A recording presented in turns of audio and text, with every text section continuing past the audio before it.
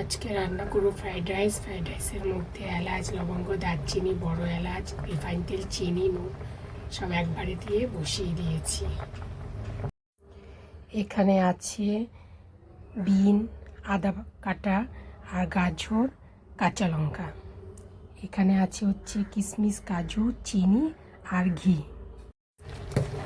রাইসটা হয়ে গেছে, এবার মার গেলে দেবো। কড়াই বসিয়ে দিলাম, কড়াইতে তেলও দিয়ে দিলাম, তেলের মধ্যে ঘি দিয়ে দিলাম। এবার এগুলোকে সব একসাথে ভাজা করে নুন দিয়ে দিলাম, স্লাইড একটু মিষ্টি দিয়ে দিলাম। এটাকে একসাথে ভাজা করবো ভালো করে। এটাই ভাজা ভাজা হচ্ছে। আর পাশের হাঁড়িতে আমি যে ঘি দিয়ে দিলাম রাইসের মধ্যে। ভালো করে ঘিটাকে রাইসের সাথে মিশিয়ে নিতে হবে। রাইসের মধ্যে এবার চিনি দিয়ে দেবো। রাইসে একটু মিষ্টি মিষ্টি হলে এটা ভাজা হয়ে গেছে। এবার কাজু কিশমিশটা দিয়ে দেবো।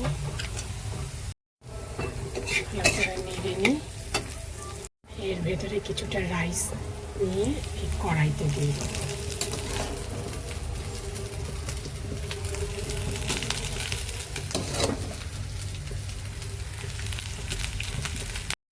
এটার সাথে মিক্স করে ভালো করে মিক্সড হয়ে গেছে। এবার আমি এই হাঁড়ির মধ্যে এটা ঢেলে দেবো।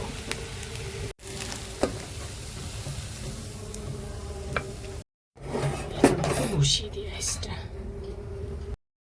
রাইসটা মিক্সড করা হয়ে গেছে। হয়ে আমি এখন গ্যাসে আবার বসিয়ে দিয়েছি। এবার নামানোর আগে আমি একটু ঘি ছড়িয়ে দিলাম।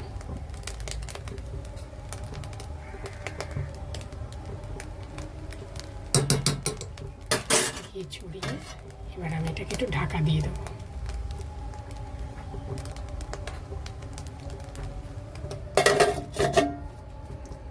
ঢাকা দিয়ে দিয়েছি।